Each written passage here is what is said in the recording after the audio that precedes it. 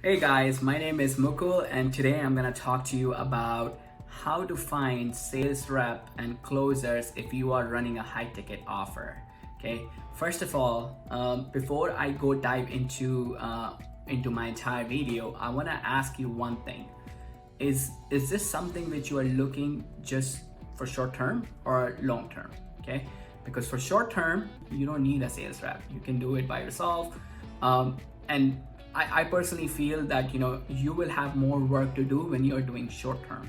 Okay, if you know that you will be growing with your marketing, you have the backup with your marketing, you will be investing, and now you have this huge gap that you would need a team of sales rep, or at least starting with one.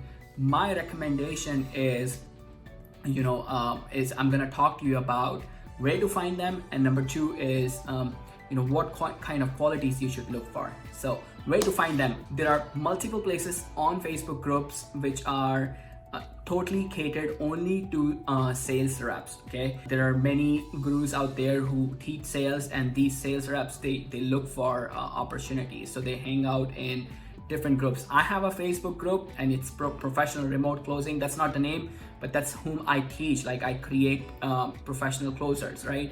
I basically teach people how to become remote closers professional, and that's like it's like a career for them, become a remote closer. Okay, and so I run a group in that, right? And whenever I have a requirement from my client or anyone else, I look for somebody who is long-term coming in, because first of all, I find clients who are long-term, like they want to be in this for a very long term, right? Of course, it's not going to be on the day one. First 4 to 8 weeks, I typically go and walk with you, understand your process, the sales life cycle, give you a lot of feedback. I bring one team leader and one closer with you to start with. If you need multiple closers, I scale up. But to start with, okay, you basically, when you are starting out with sales rep, go into different Facebook groups and post your job requirement clearly. I recommend that you post 2 types of non-negotiables. So for example, if you are in North America and you need English speaker, all your clients are English speaking, then put non-negotiable, and you need somebody from 9 a.m. EST to 6 p.m. EST. Those are your non-negotiables. So post in a way that, hey, this is what I do. This is the job requirement of a sales rep. And these are the non-negotiables: English proficiency, writing, speaking, understanding, all of it, like right, verbal, all of it. It should be there. Number 2 is availability 9 a.m. to 6 p.m. Okay. Then we come on the traits, like what kind of traits you should be looking for. You should be looking for somebody long-term mindset, right? It's a lot of work, trust me when I say, because over last year, I've hired almost 102 sales reps, right, closers, and out of that, only 28 are right now working. Why? Because most of these sales reps, they come in, they need to like what we do, right? And if they do not, then they are always shopping for the deal around the corner. So think about it, it's like dating, right? You found somebody and you didn't like it on the very first date, but it could be somebody whom you hanging out until you find someone else. So that's or I like to think in a way where somebody is working in a very high paid job, and I've come across these circumstances, right? These things can be rebound for them. So for example, these sales opportunities can be rebound for them. Why? Because they're quick money for them, right? I don't know if they're telling lies or not, but it's very much doable, where you just pick up the phone and you actually make a sale. But whether they're telling the lie to you, that's on you and that person how to determine that. But I highly recommend when you're looking for the right person. Before the right person, these are the things you should check mark. Number 1 is they should like what they do. Otherwise, they're gonna burn out. They're not gonna like it. Their disliking will make them look for another opportunity. Number 2 is they should be resourceful. That means they should have the ability to go and do the work by themselves, because you're not gonna be with them.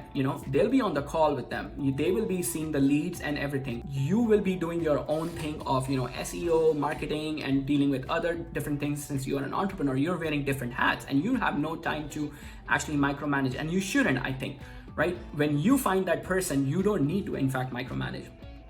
And I highly recommend that you look for somebody who is resourceful, who has the self-starter quality which makes them solve the problem by themselves. Okay. Number 3 is professionalism. Never, whether you need a guy or a girl or anybody else, look for, first of all, professionalism. That means they should have their communication pattern should tell you. That's like the easiest way to grab their understanding of if they're professional or not, right? And that means they should speak a good language of professionalism. If they do not, and if your gut says that, hey, this is a guy who is a sales rep, or a girl, this is a sales rep, but I don't feel comfortable. Like, he's showing up 5 minutes late. He is not responding to my text. So the communication, so that creates lack of trust, and that could actually hamper later. All right. So professionalism is mandatory. Is if they are novice in the sales, that's okay, but they should understand what professionalism means, right? And these are the minimum things you should be looking for. All right. We talked about the logistics minimums, which is availability and proficiency, English proficiency. And the qualities which you should look for is long-term mindset, resourcefulness, accountability. The last one I would say is, it's not something which I look for, but it's a plus, right? Wait, before resourcefulness, the likeness, right? Likeness, resourcefulness, accountability. And I would say ability for, experience. Like the more experience they have, they would understand what the sales life cycle is. When the leads come in, it's not all about closing over the phone. That's a myth.